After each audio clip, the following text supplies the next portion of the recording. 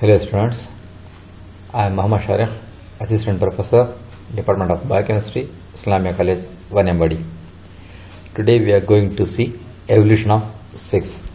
Already in our previous class we have saw evolution of meiosis and evolution of mitosis.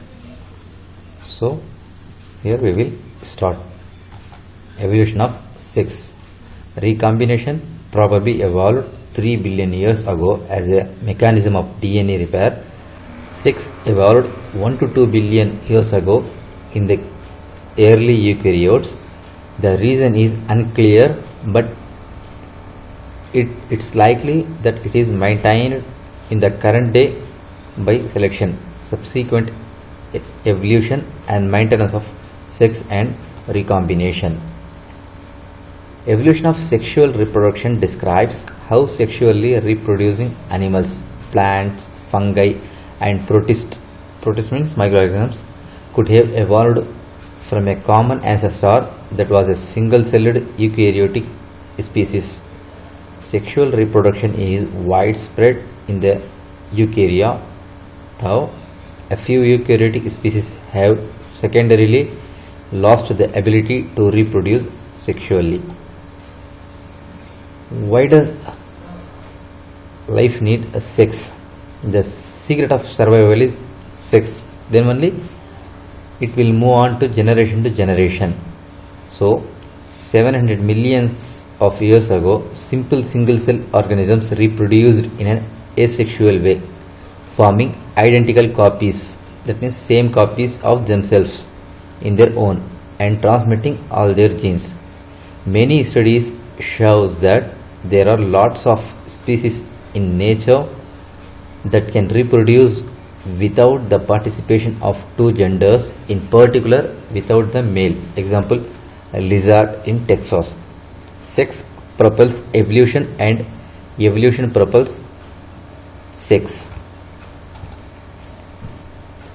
There has to be some fundamental biological evolutionary reason for sexual reproduction.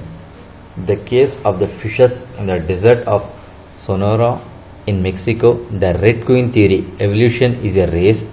If all the genes were shared, so would all the weakness. The origin of sex, a casual meeting which resulted successful.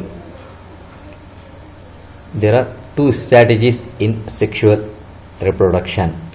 One is quantity versus quality, another one is speed versus nutrients. The war between sexes are fewer egg means less chance to pass your genes and therefore females do better being choosy. It explains a lot about how species evolve and why they look and act the way they do. Natural selection versus sexual selection.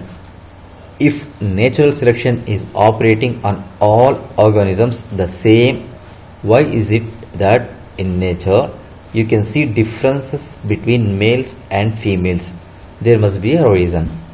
Some scientists support another idea advanced by Darwin, the sexual selection theory.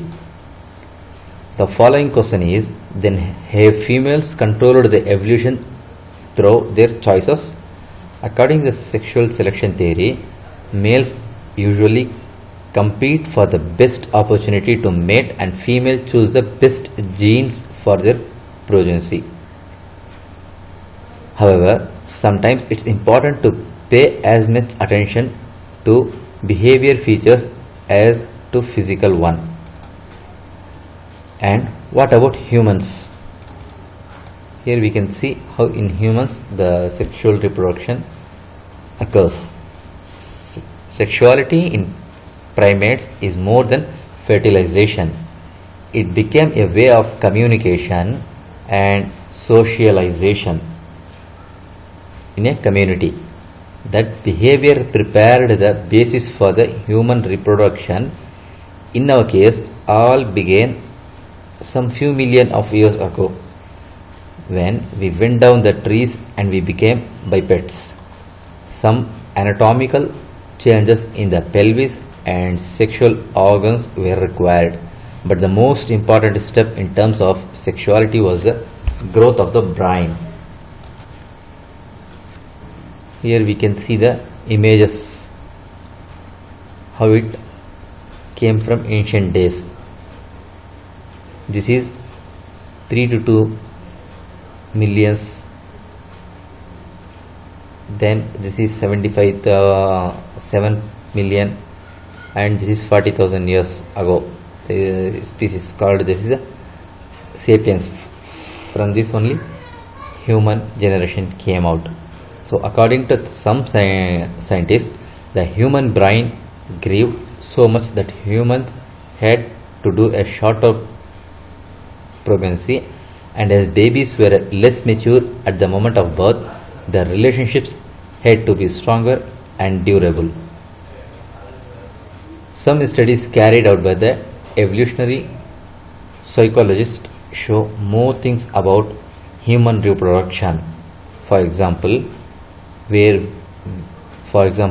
are able to recognize the amount of genes that results more different from us, and therefore they are better in order to introduce variability in our offspring. And it's amazing because we do it just by smelling. Evolutionary psychologist says that our cultural expressions are part of a reproductive strategy. This is a controversial theory. Finally, we must think about another question. Humans changed sex forever by including love, and now we are taking a further step, taking our own evolution in our hands and isolating this one from sex. Sex became futurist when humans could create other living being in a petri dish. What about the future of sex and human evolution then? Some scientists tell us that in the future, human evolution will be conscious and it will be irresponsible to leave the extremely important process of conceiving a child to chance. So it's a process of generation to generation evolution. Thank you.